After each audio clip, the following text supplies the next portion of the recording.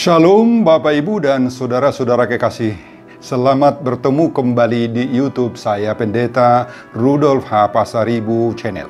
Dengan dan lewat channel ini saya komit untuk senantiasa menyebarkan firman Tuhan. Karena saya percaya berlandaskan Yesaya pasal 55 ayat 11 bahwa firman Tuhan yang saya dan bahkan Bapak Ibu dan saudara-saudari kekasih saya juga ikut sebar lewat apapun, termasuk lewat video ini, tidak akan kembali dengan sia-sia, tetapi akan bekerja sendiri lewat kuasa dan berkat urapan Roh Kudus. Mari Bapak, Ibu, dan saudara-saudara kekasih saya semuanya, saya ajak untuk membantu saya menyebarkan pengajaran firman Tuhan di pesta peringatan turunnya Roh Kudus Pentakosta yang kedua. 1 Juni 2020 terambil dari khotbah 1 Korintus pasal 2 ayat 1 sampai dengan ayat 5. Dan epistel pembacaan terambil dari Keluaran pasal 35 ayat 30 sampai dengan 35. Dengan topik hidup oleh kuasa roh. Dalam bahasa Batak disebut manguluhi norhoni todii. Saya baca untuk kita, simak pembacaan firman Tuhan berikut ini. Judul daripada perikop 1 Korintus pasal 1 ayat 18 sampai dengan pasal 2 ayat 5. Hikmat Allah dan hikmat manusia. Demikianlah pula ketika aku datang kepadamu saudara-saudara, aku tidak datang dengan kata-kata yang indah atau dengan hikmat untuk menyampaikan kesaksian Allah kepadamu. Sebab aku telah memutuskan untuk tidak mengetahui apa-apa di antara kamu selain Yesus Kristus, yaitu Dia yang disalibkan. Aku juga telah datang kepadamu dalam kelemahan dan dengan sangat takut dan gentar. Baik perkataanku maupun pemberitaanku tidak aku sampaikan dengan kata-kata hikmat yang meyakinkan, tetapi dengan keyakinan akan kekuatan roh, supaya iman kamu jangan bergantung pada hikmat manusia, tetapi pada kekuatan Allah.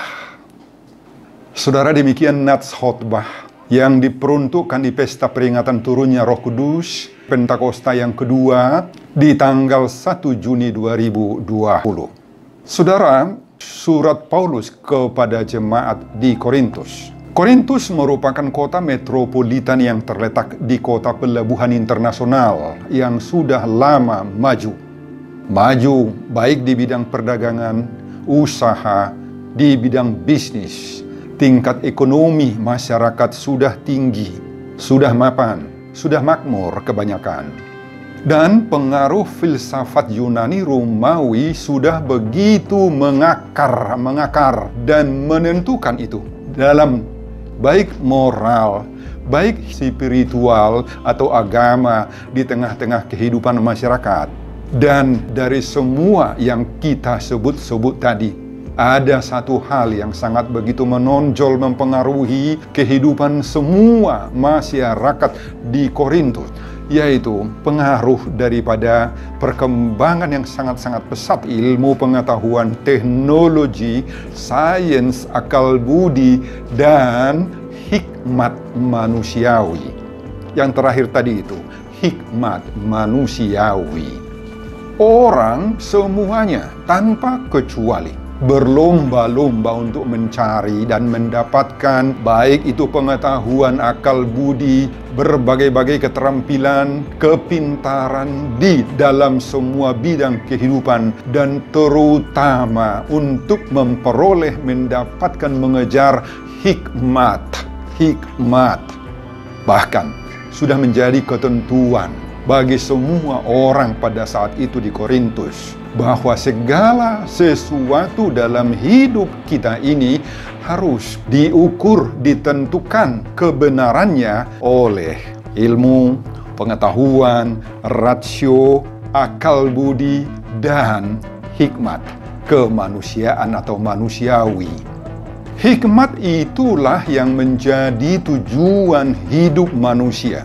Hikmat itulah yang menjadi sasaran, fokus, target, dan arah kehidupan yang harus dicapai oleh manusia. Dan jika hal-hal ini sudah tercapai di dalam hidup manusia, maka orang yang bersangkutan merasa sudah tiba, sudah sampai kepada derajat hidup yang sangat-sangat tinggi, yakni menjadi manusia sejati.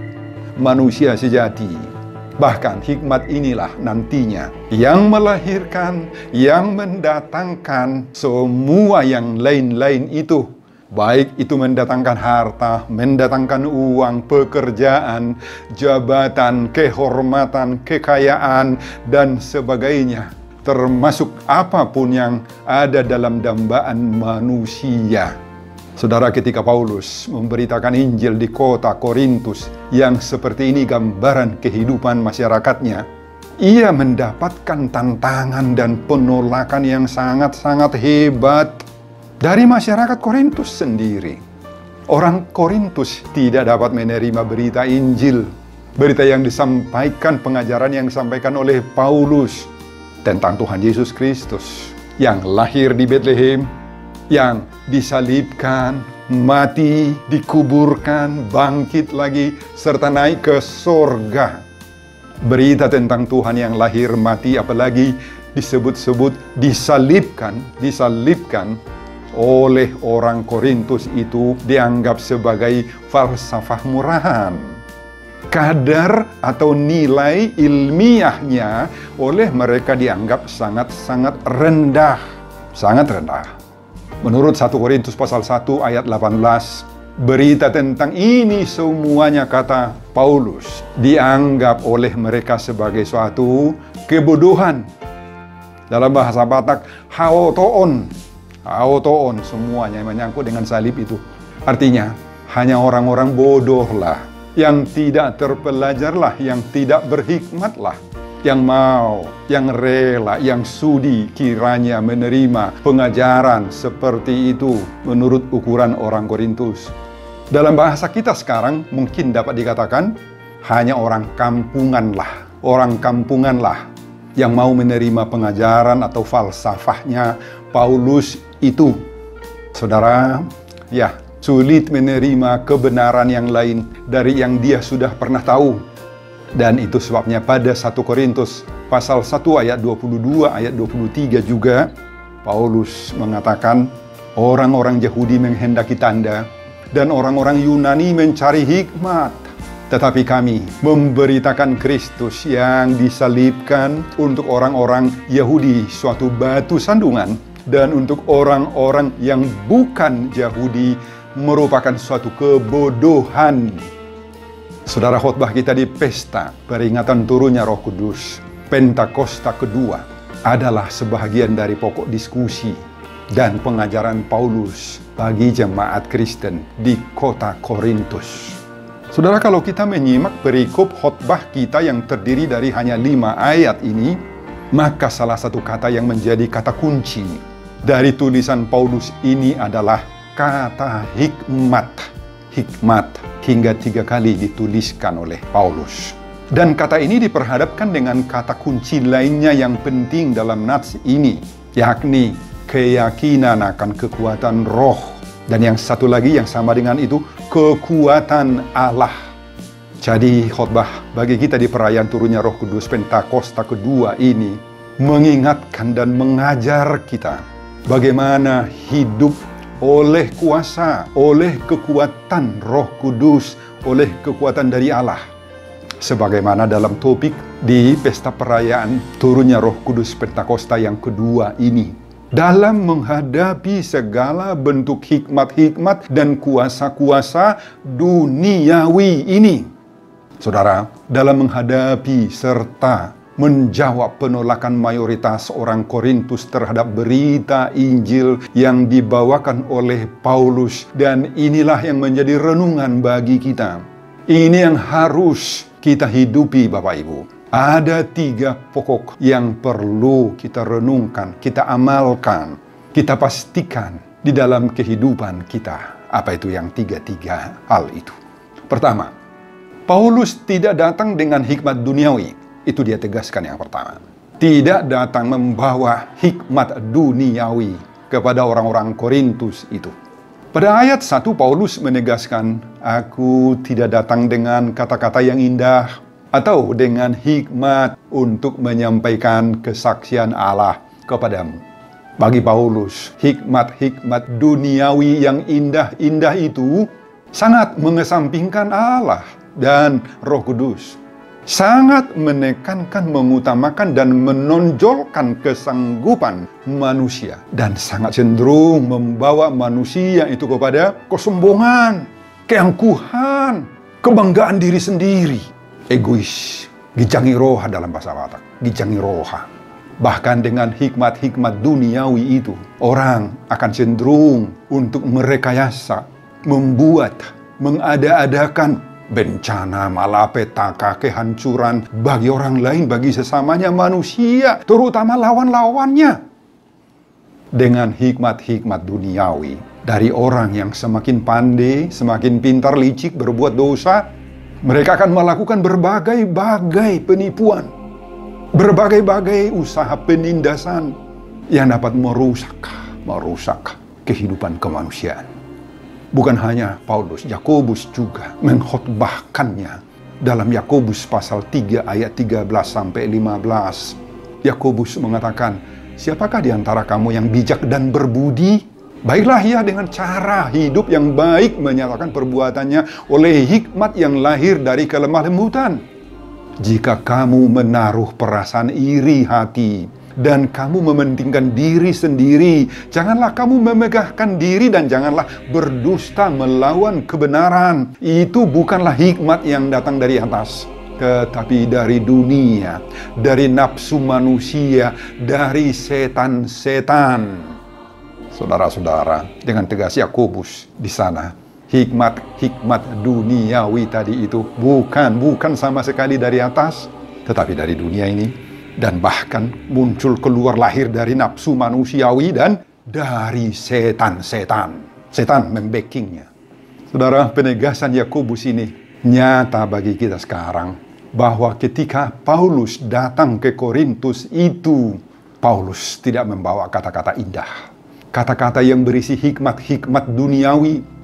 Maka maksud daripada Paulus mengatakan hal seperti itu adalah bahwa kata-kata indah, kata-kata hikmat yang bersifat duniawi tadi itu, jelas-jelas itu adalah berisi iri hati, berisi kepentingan diri sendiri. Itu didorong dengan penuh dusta hawa nafsu oleh manusia. Dan yang paling parah, berasal daripada setan. Saudara, itulah hikmat duniawi itu di-backing semua oleh iblis, oleh setan-setan, dan keluar dari hawa nafsu kemanusiaan yang bejat. Saudara, dengan perayaan turunnya Roh Kudus Pentakosta yang kedua ini, kita disadarkan, diingatkan agar kita mau hidup oleh kuasa Roh Kudus. Itulah topik perayaan turunnya Roh Kudus yang kedua ini.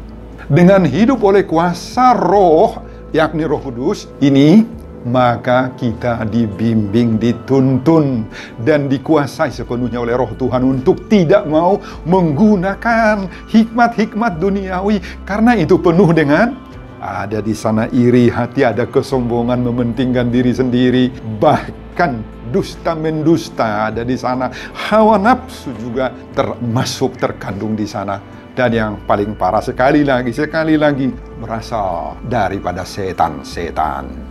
Itu yang pertama. Yang kedua, perayaan turunnya Roh Kudus Pentakosta yang kedua ini mengajar kita agar kita meniru Paulus yang mengandalkan hikmat dari Allah. Mengandalkan hikmat dari Allah sebagai lawan daripada hikmat duniawi tadi. Paulus menuliskan pada ayat 4 dan ayat 5. Ayat 4. Baik perkataanku maupun pemberitaanku tidak kusampaikan dengan kata-kata hikmat yang meyakinkan, tetapi dengan keyakinan akan kekuatan roh. Dan pada ayat 5 dikatakan, supaya iman kamu jangan tergantung kepada hikmat manusia, tetapi pada kekuatan Allah. Kekuatan Allah, disitulah tergantung iman. Apakah yang dimaksud Paulus dengan menggunakan kekuatan roh dan iman bergantung pada kekuatan Allah? Kalau Paulus menganjurkan, mendorong, menyemangati kita supaya dalam kehidupan kita ini kita menggunakan kekuatan roh dan iman kita tergantung sepenuhnya kepada kekuatan Allah. Apa maksudnya? Pertama, orang yang menerima Yesus Kristus yang tersalib itu, dia akan memiliki kekuatan dari Allah. The power of God, the wisdom of God. Nah, sekarang di manakah power, di manakah wisdom daripada salib Tuhan Yesus itu? Jika bagi orang Korintus sendiri tadi salib itu merupakan kebodohan, murahan, mereka menganggapnya sepele saja. 1 Korintus pasal 1 ayat 18 ayat 24. Itu bagi orang Korintus. Maka bagi kita orang Kristen, bagi saya, bagi saudara-saudara semuanya sebagai orang Kristen, maka salib itu adalah tanda, simbol daripada kerendahan, kehinaan, kelemahan, ada pengorbanan, penderitaan. Jadi apabila kita menerima salib Yesus, maka kita akan menjadi orang yang rendah hati. Dan dengan kerendahan hati itu, kita akan mampu melawan dosa-dosa, kejahatan, hawa nafsu kemanusiaan kita. Saudara, dengan kerendahan hati, maka kita akan dapat bersabar. Walaupun diejek, walaupun dipermalukan, dihina, difitnah, kita mengalami ketidakadilan.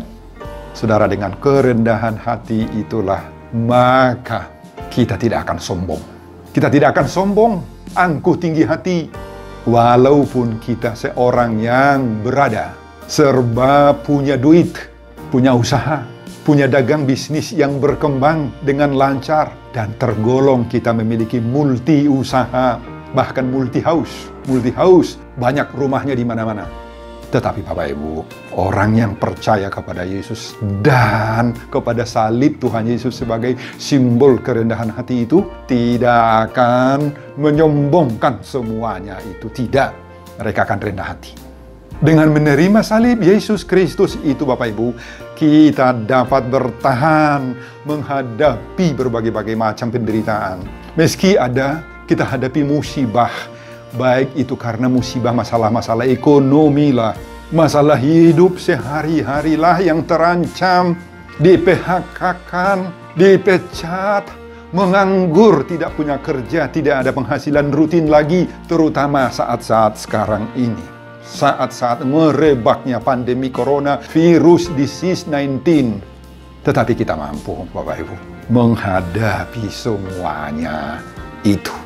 Sebaliknya, orang yang tidak percaya kepada salib Yesus, seperti orang-orang di Korintus itu pada saat itu, susah bertahan hidupnya dalam kemelut hidup, tidak mampu menghadapi ujian siksaan akibat imannya, menghadapi sakit penyakit yang merebak kepada kehidupannya. Mereka banyak yang putus asa karena imannya tidak bisa bertahan. Itu perbedaannya sangat-sangat kontras sekali dengan orang yang ikhlas menerima salib Yesus Kristus itu, mau memikulnya. Ia akan dapat menghadapi pengorbanan dan bahkan rela berkorban untuk apapun demi kebenaran, demi keadilan. Rela berkorban untuk si kecil, orang kecil, untuk membantu orang-orang miskin, rela. Untuk orang-orang papa, orang yang butuh bantuan, dia rela mengeluarkan sesuatu untuk meringankan beban orang lain. Rela mau berkorban untuk kepentingan dan mendukung pelayanan gereja, pelayanan huria, membantu para pelayan dalam hal baik material, non-material. Saudara, inilah kekuatan, power yang terkandung dalam salib Yesus itu, yang dikembangkan oleh Paulus sendiri pada perikop ini. Dan inilah yang diharapkan oleh topik perayaan turunnya Roh Kudus Pentakosta yang kedua bagi kita. Hiduplah oleh kuasa Roh. Itu yang kedua. Yang ketiga, Dalam perayaan turunnya Roh Kudus, Pentakosta yang kedua ini, kita didorong Bapak Ibu agar kita mau berjuang mencapai kondisi matang iman. Itu terdapat pada ayat 6. Saudara, meski ayat khotbah kita hanya sampai ayat yang ke-5 saja, namun saya teruskan ke ayat yang ke-6. Ini adalah catatan Paulus terdapat dalam ayat 6 yang sangat-sangat berharga, penting sekali bagi kita. Kenapa? Karena semua yang kita bicarakan tadi dalam khotbah ini, maka kuncinya adalah terletak pada ayat 6 ini, yakni hanya bagi orang-orang yang sudah matang imannya lah, yang mau mengikut salib, yang mau mengikut Yesus, yang mau juga berkorban dengan rendah hati kepada sesamanya. Hanya orang yang sudah matang iman, sebagaimana ayat 6 ini. Kata matang di sini diterjemahkan dari bahasa Yunani teleios. Dari kata telos dalam bahasa Yunani artinya mature, maturity, sempurna, dewasa, lengkap. Secara etis dan teologis, dia telah memenuhi kriteria dan standar yang telah ditentukan oleh Allah. Dan sampai dia ke tingkat yang seperti itu, teleosnya, sempurnanya. Bahasa Indonesia disebutkan dengan dewasa atau matang tadi, maka kata aslinya itu dipakai teleos. Teleios, sudah sempurna di hadapan Tuhan. Saudara, inilah yang menjadi target kita. Inilah perjuangan iman kita saat ini Bapak Ibu. Inilah pokok permasalahan hidup rohani kita sekarang ini. Mencapai garis yang disebut dengan kematangan iman. Jadi matang dalam iman terdiri dari dua hal. Matang dalam bidang etika dan matang di bidang kepercayaan, etis dan teologis. Maturity, dewasa dalam pangalaho, dewasa dalam haporsiaon. Dua-duanya. Nggak hanya pangalahonya saja yang baik, tetapi imannya kendor, imannya gersang. Iman atau haporsiaonnya itu pasti akan dia tunjukkan di dalam pangalahonya sendiri, hidup sehari-harinya sendiri. Itulah orang yang matang, yang dewasa secara iman, yang maturity, yang teleios Bapak Ibu. Ini yang diajarkan oleh Paulus untuk orang-orang Korintus, supaya orang Korintus itu mampu mencapai great tingkat kematangan kedewasaan iman. Saudara, kedewasaan iman itu tidak ditentukan oleh berapa usianya, berapa umur seseorang, berapa lama dia sudah jadi Kristen, berapa lama dia menjadi anggota KUR, menjadi dirijen KUR, berapa lama dia sudah menjadi anggota Parari Kamis, Punguan Ama, berapa lama dia sudah diberkati menjadi partohonan, apakah dia partohonan Sintua, bahkan partohonan pendeta sekalipun, tidak ditentukan oleh hal-hal seperti itu. Anggota gereja mana dia? Tidak menentukan. Apakah dia anggota gereja HKBP, gereja Pentakosta, gereja Harismati, gereja Roma Katolik, atau gereja Ortodoks, itu tidak menentukan. Sekali lagi itu bukan menentukan kematangan, kedewasaan iman Kristen kita Bapak Ibu. Tetapi apa? Kematangan kedewasaan iman menurut Paulus itu diukur oleh beberapa faktor, beberapa unsur. Kita lihat dua nats Alkitab untuk menentukannya. Ditulis oleh Paulus juga Efesus pasal 4 ayat 13 sampai 15. Efesus 4 ayat 13 sampai 15. Di sana kita temukan beberapa ukuran daripada kedewasaan kematangan iman itu adalah: pertama, kita bukan lagi anak-anak secara rohani.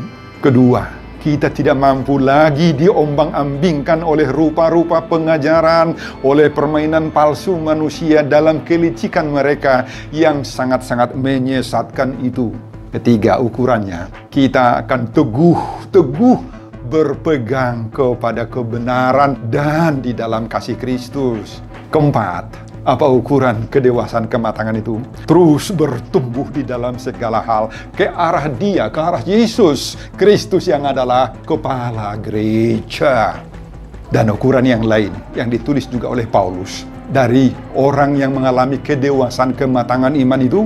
Dalam Kolose pasal 4 ayat 12, Paulus mengatakan supaya kamu berdiri teguh sebagai orang-orang yang dewasa dan yang berkeyakinan penuh dengan segala hal yang dikehendaki Allah. Jadi ukuran daripada kedewasaan kematangan iman itu di sini, Kolose pasal 4 ayat 12, berdiri teguh dalam segala tantangan hidup, nggak mau putus asa. Kemudian kita punya keyakinan yang mantap, yang penuh dalam segala hal yang dikehendaki Allah. Kita punya keyakinan penuh.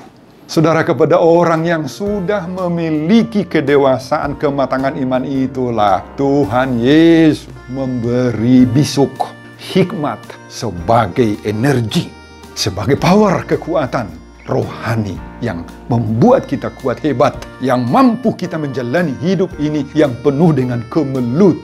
Bagi orang-orang seperti inilah Bapak Ibu, khotbah tentang salib itu, tentang Yesus yang mati di Bukit Golgata, tidak membosankan, tidak membuat dia mengantuk dan tertidur saat mendengar khotbah-khotbah. Tidak dianggap khotbah-khotbah itu omong kosong, enggak. Dia sangat menghargai yang dia dengar. Saudara, ibadah peringatan pesta turunnya Roh Kudus Pentakosta kedua ini mendorong kita semakin mencapai garis kedewasaan, kematangan iman dengan tanda-tanda. Kita bukan lagi anak-anak. Kita tidak lagi mampu diombang-ambingkan rupa-rupa pengajaran, permainan palsu dan kelicikan mereka yang sangat-sangat menyesatkan itu. Kita teguh berpegang kepada kebenaran di dalam kasih dan senantiasa bertumbuh dalam segala hal ke arah Kristus yang adalah kepala gereja. Tentu semua itu bisa kita capai apabila kita mau hidup oleh kuasa Roh, sebagaimana dalam topik pesta turunnya Roh Kudus Pentakosta yang kedua ini Bapak Ibu.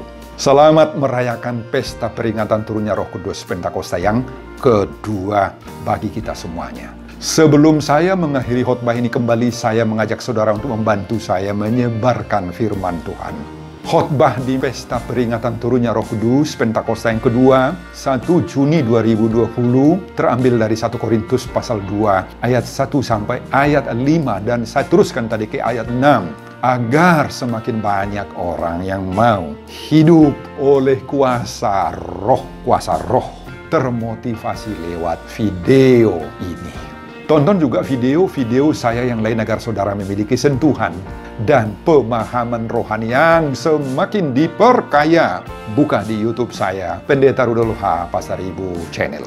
Selamat mengikuti ibadah turunnya Roh Kudus Pentakosta yang kedua di rumah kita masing-masing. Semoga Tuhan Yesus memberkati kita semuanya. Salam, Horas, amin, amin. Bapak, terima kasih untuk firman yang sudah saya rekam di video ini. Terpujilah nama, berkati rekaman ini, berkati video, berkati khotbah Tuhan bagi jemaat yang akan mendengarkan. Berkati hamba-Mu untuk terus setia menyebarkan Injil lewat apapun. Dalam nama Yesus saya berdoa, semoga Tuhan Yesus dimuliakan oleh segala hal. Amin.